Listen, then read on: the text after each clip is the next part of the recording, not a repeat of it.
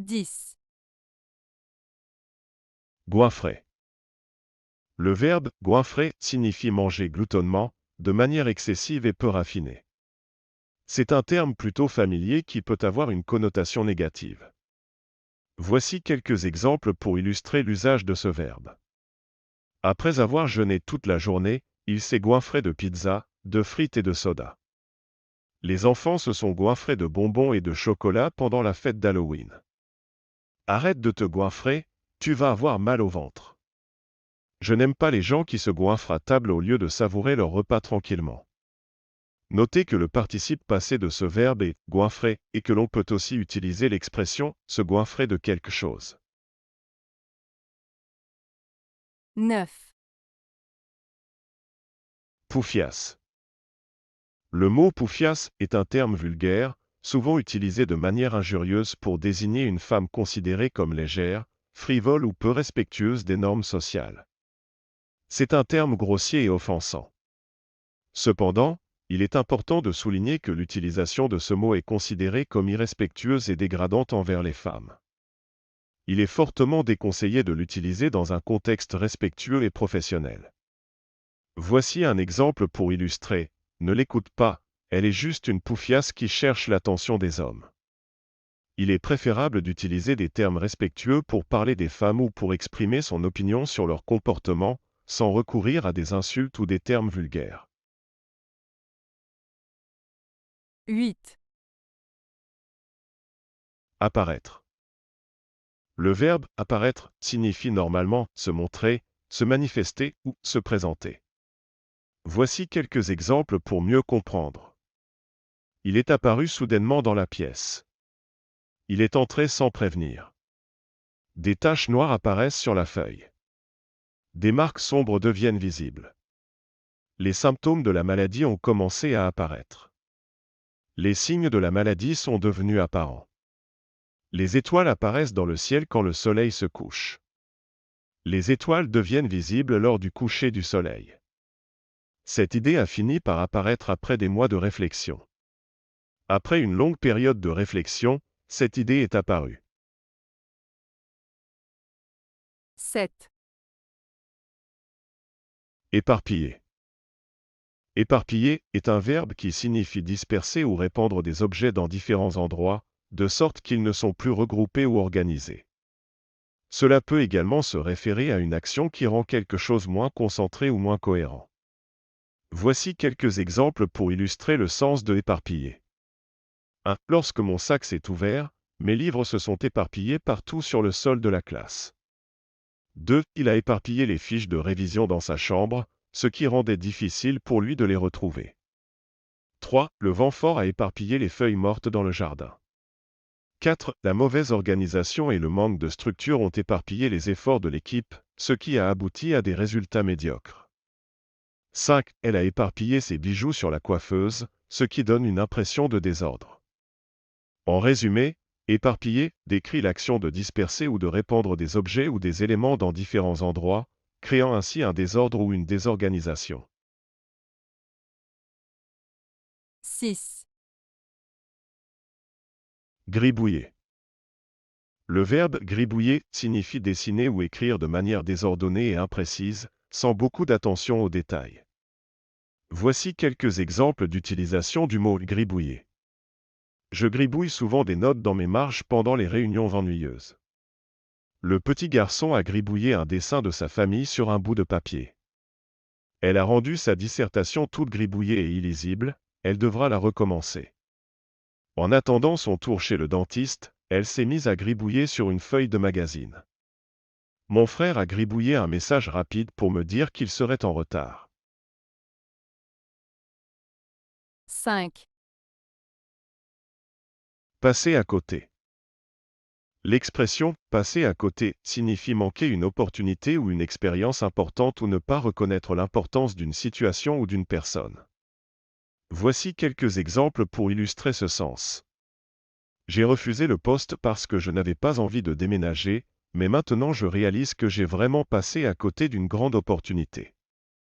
Je n'ai pas remarqué les signes avant-coureurs de la maladie de mon ami et j'ai passé à côté de la chance de l'aider à temps. Si tu quittes la ville sans visiter la tour Eiffel, tu vas vraiment passer à côté d'une expérience inoubliable.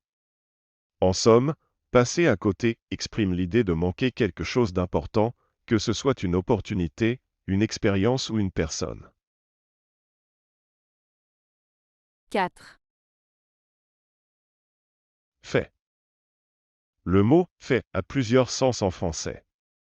Voici quelques exemples.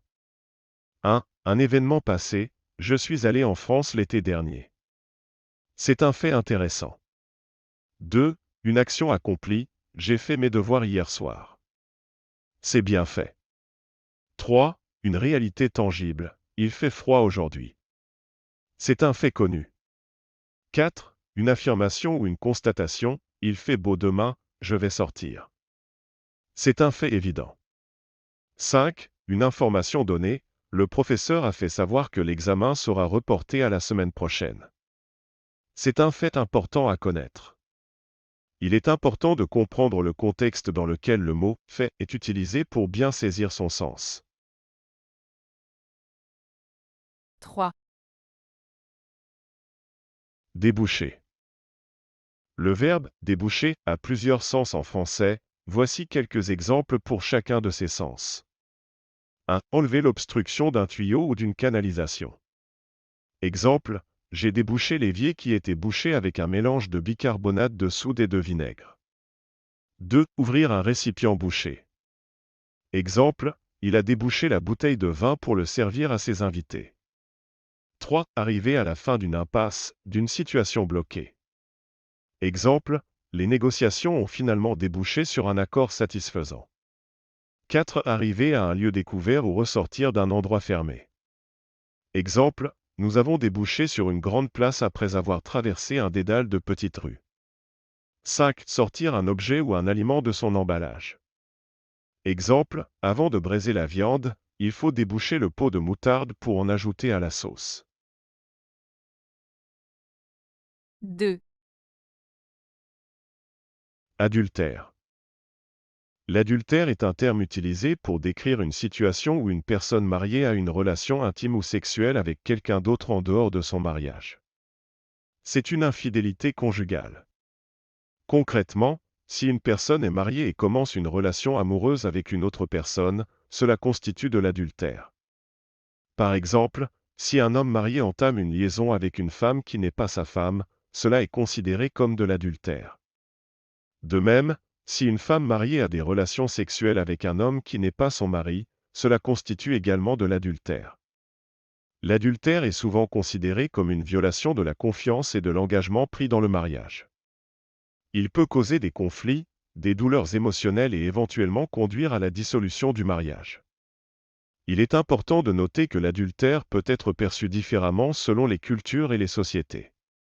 Les normes et les valeurs qui entourent cette question peuvent varier, ce qui peut influencer la manière dont les individus et les communautés réagissent à cette situation d'infidélité.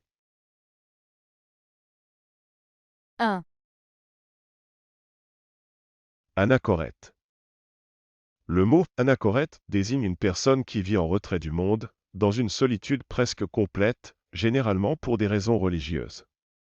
C'est donc un moine ou une religieuse qui décide de vivre seul ou avec d'autres personnes dans un endroit isolé, souvent en pleine nature, pour se consacrer à sa foi et à la méditation.